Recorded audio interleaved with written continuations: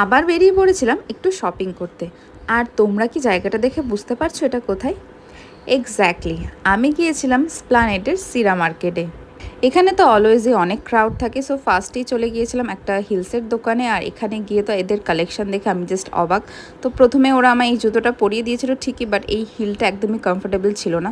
দেন পরে আমি জারার টিউবস দেখতে পেলাম, আর যেগুলোর প্রাইস ওরা সেলে অনলি 799 রেখেছিল। আমি তো না নিয়ে আর থাকতে পারলাম না। প্রত্যেকটা জুতোই ভীষণ সুন্দর ছিল।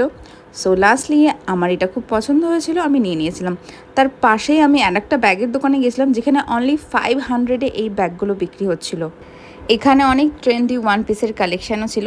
দেন বাইরে বেরিয়ে আমি খেয়ে নিয়েছিলাম বাটার মশালা কর্ন, যেগুলো বিক্রি হচ্ছিল অনলি 40-তে।